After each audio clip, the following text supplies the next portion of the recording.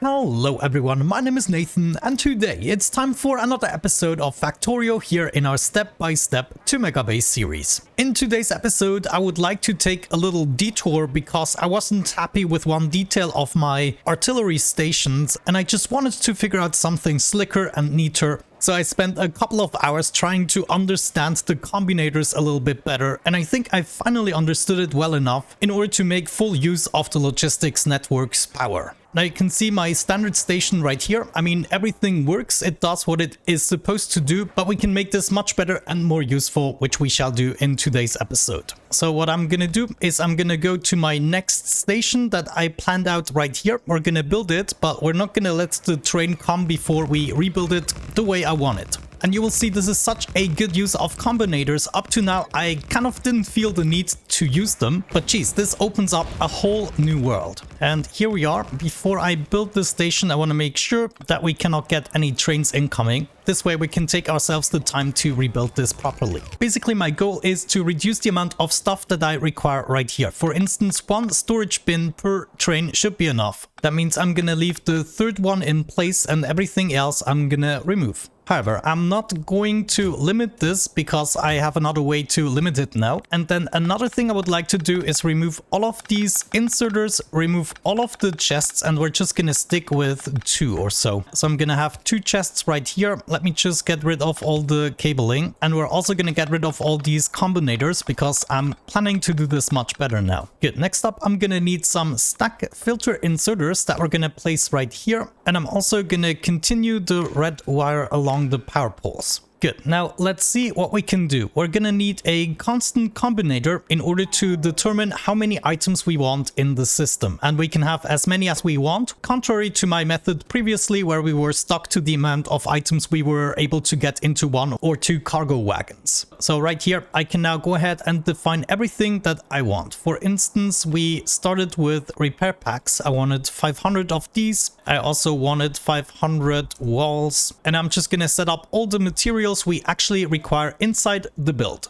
There we go. I added many items, however, they still should have the space in one chest. So maybe we don't even need 2 of these. Either way, even if we forgot something, it is now going to be tremendously easy to just add it right there. Let's bring this constant combinator somewhere over here. And then we're gonna try to hook it up to, let's just hook it up to the power pole maybe. So it goes right here to the power pole. And if we hover over it, we can see the items we specified. Next up, I want to make sure to hook up all of the chests, and luckily we can just chain them together like so. So all of the chests are hooked up and everything can be registered here in the green wire. So I can hook up the green wire to this power pole. The green wires aren't connected together, so I can see on this power pole what I have in these storage chests. If I put something in here, I should be able to see that here. And on the other power pole, I see what I actually would like to store in the chests. I just remembered one more thing, that I didn't set up the shells. Of course, we need some of those. Either way, it's now time to introduce the arithmetic combinator. And what we want to check is any item or each item here. We're gonna times this -1 in order to make the number negative, and the output is also gonna be each. I could then go ahead, hook up my storage chest to the input of the combinator, and then the output goes to a power pole. Wait a second, it needs to go to the same power pole as we have with the combinator there, the constant combinator. What we should be able to see is what we still require. For instance, I'm gonna input 4 of these buffer chests right here, and if we check the number now, it's 16 chests that are still missing. Let's for instance add 49 lamps, and then we should see, hovering over this pole, we only require 29 more. Hold on, did I mess this up? Oh yes, of course, I'm only ordering 20 lamps, so this is kind of weird. Let's go with 12, and now we can see we still need 8 more. Good, so now we already have a way to determine how many items we still require according to our constant combinator, and we can register that in all of these chests. Let's go ahead and move this guy over here. We'll have to hook it up again. So from our storage system we have here, we go to the input, and from the output to the same power pole that we have our constant combinator attached to. Now that we have the exact number of items we still require, we need to determine which items should be sorted out right here. And this is actually ingenious. You can use the logistics network to set the filter. Absolutely great. And this took me a long time to figure out.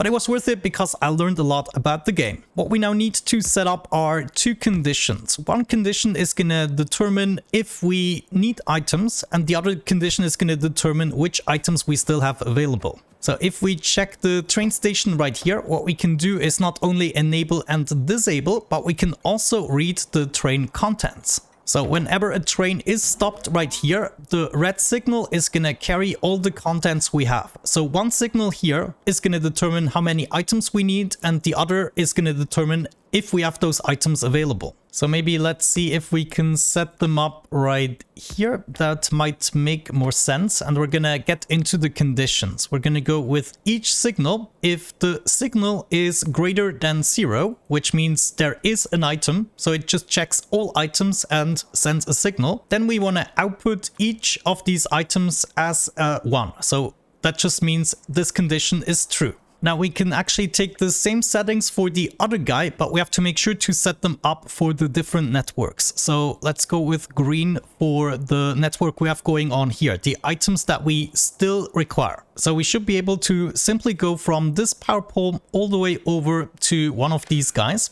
And then the other signal should come from the train to determine how many items we have available. So we go from one power pole over to the other combinator right there. Now, the reason we want to do this is because the filter inserter is gonna sort out items even if they are not available. So we have to check if the items are available before we actually set the filter. Therefore, we need to first check which items we require and which ones are available before we can do anything else. That means we're gonna take another decider combinator, place it right there. I might actually clean this up afterwards, but I first have to go through the concept. And we're gonna take both of these outputs of these two decider combinators and put it into the input slot of the third one. And the third one here is gonna check for each signal. No, actually, let me see. I think we'll be able to see that. But if we take each signal and set it equal to 2, and then set the output to 1 for each of these signals, then we should be good. So this means, for instance, we take the roboports of the first signal, say we still require 5 roboports, and then if we have 5 roboports available, then it will also send a signal here. And if both of these conditions are true, then it will add up to the number 2, which we then have here. So this here is only going to send a signal if both of these conditions are true. And now we might be able to rotate this around. It probably doesn't matter. And this then needs to go into the inserters that we want to steer. So for instance, this guy right here, the filter inserter. And if we click on this guy now with the cable attached, we can change it to set the filters. Another research finished. Is there something we could do? Shooting speed? Not really. Yeah, let's just go with military research for now. Yeah, it's not really clear how the cabling is going, but let's imagine a train incoming. We have that lined up, and then we go ahead and maybe input a bunch of logistic robots. Then what we should be seeing is, let me check this one. Oh yeah, hold on. This guy isn't at the station, technically speaking. There, now that we are at the station, it should, yeah, look at that. The inserter already acted, so it actually input all of the logistics robots right there. And we can now see logistics robots aren't in demand anymore, which is absolutely amazing. Yeah, let me just clean this up a little bit better, but I think we got the functionality for now. Okay, I went ahead and cleaned everything up a little bit. Also added a bunch of storage in case I'm taking apart a module. I want the robots to be able to bring things back into the storage, and it still registers for the system. So this is still in the same network as the other red chests. I also added a permanent roboport right here that is going to be included in the design. And I added 2 requester chests requesting the various types of robots. So they should be brought from this provided chest over here. And then I also hooked up these inserters to a network that is connected to the roboport itself. We can see if we read the robot statistics, we have these available signals, and I just used the total logistics robots signal, the Y, and the total construction robots T signal. Inside the inserters, I have enabled disable if Y is smaller than 100, then I want to input some logistics robots, and here if T is smaller than 200, I want to input some construction robots into the system. So whenever we have a bigger attack and some robots are being destroyed, then the robots will be brought back into the system and new trains will be coming. Now, one more thing I should mention is I added yet another combinator right here, another decider combinator with the output check. And this basically just checks our condition if we need something. So if any of the signal is above 0, that means we require a train. I then have this hooked up with a red wire to my power pole. So as soon as we register one of these items in the list missing, then the checkmark signal is going to be true. And this is then going to be relayed all the way to the station. And right here, if checkmark equals or is greater than 1, then we want to enable the train. Therefore, if we check this now, the station is enabled and a train should be coming along if we fix the tracks. Let's try to do that right now. And we can see right away a train picked up and is now coming with the materials. One more thing I changed in the constant combinator is I'm only ordering 50 shells. I will still be filling up these chests here completely, so we will be actually getting more than 50 shells, but this is good because I don't want a new train to come every time we are firing a single shell. So we have a little bit of leeway before actually another train needs to come. And there is my train. Okay, we should now be seeing this unloaded, and then if we check the items here, more and more of the green ones should disappear, and the red circuit is of course the train network, so what we have in the storage chests. And then also with the check mark, we can see how many items we are still missing. So we're missing 8 different types of items. And of course, this takes a little while with the first unloading. However, as soon as we have this filled up and are requiring fewer and fewer materials, then it will catch up. But I can already see some of the items I have too many of, like I have -8 chests, and you can see the rest of the buffer chests just remains inside of the cargo wagon. So this is absolutely amazing. The station is still open because we are missing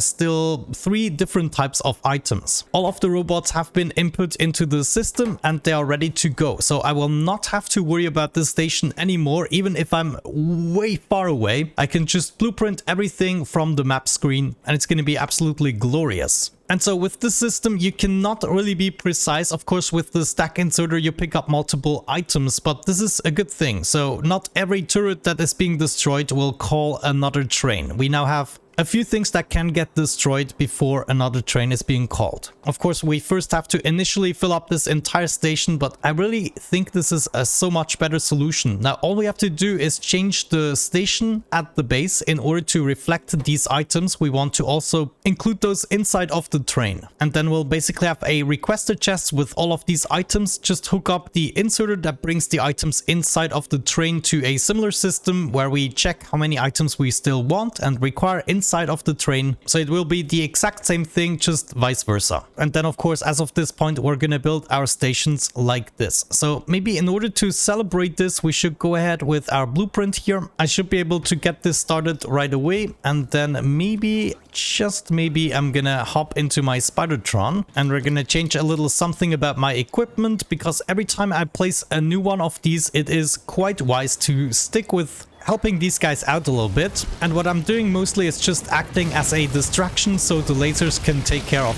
the incoming attacks. And this is quite necessary, otherwise with the initial attack and all of these, all of these camps are now going to be aggroed. And of course that would result in the station being overrun. I only have to do this the very first time I set up a new station inside enemy territory. But yeah, we're gonna have quite a few visitors. And now as we were using the shells here, let me check the shells. Yeah, looks like we can now use another 50 shells. So they will be input into the system. And right here, we only pick out the robots at the moment because everything else we already had enough of. This is just absolutely perfect. Just imagine what world this opens up in order to play around with logistics. It's just so incredible. But yeah, now let's get these guys busy. There's another troop. Like this one here is already a little bit of trouble for the system. I mean, not complete trouble, but a little bit. But these types of attacks really only happen in the very beginning when you destroy like all the nests. And then like all the homeless locals are attacking. Yeah, just check these guys out. Come here. Boots, boots, boots. That's what I'm talking about. Try to catch me. Oh, this is so fun. And now the bodies are just piling up. Come on, guys. Come on. If they just keep focusing on me, I'm happy. And the artillery gun just doesn't stop shooting. Oh my gosh. It's like a shell for every little hive bit they have going on. Wow. Check this out. Yeah, you come here. Take a little detour. Yeah, focus on me. Focus on me. Well, come on. Most of them have to focus on me at least. There's another one. Another flock. Come on. These cute little bastards. Yeah. This would definitely have been the downfall of my base here. Whoa. I'm so sorry. I did not mean to make you homeless, at least not all of you. But you guys can become a little bit annoying otherwise. And then as soon as these initial attacks are over, this station is going to be more than capable of handling itself. But right now, of course, we have all of these guys incoming. This is not good. Come on. Follow me. Ooh. Oh, no. Sometimes they get dangerously close. Wait a second, you come with Papa. Yes, but yeah, you can see just a little bit of distraction is necessary. Come on, guys, I have something for you. The surprise is right here. Just follow me. Yeah. Just follow me. Ooh, this is good. It's just a pity that you cannot pile them up in a way so that you cannot pass through anymore. Good. At this point, I'm just waiting for more shells. You get the gist. As soon as we got rid of all of these encampments, I will be able to go. And look at the turrets right now. We have covered all of this part. There's a little area left here. We have covered all of this and covered all of that. So there's an area left here where we should build a station, and that's it. I guess we can increase the range a little bit in order to close this gap, but overall I'm pretty safe now, I have to say. Well, maybe right here there's going to become dangerous here, but we can just go ahead and expand this if we want to, and with the new station we can now do this all remotely quite easily. Wonderful. I would say with that out of the way, we're gonna wrap it up for today's episode. Thank you so much for watching. I really hope you enjoyed it. Have a great time and see you in the next one. Bye bye.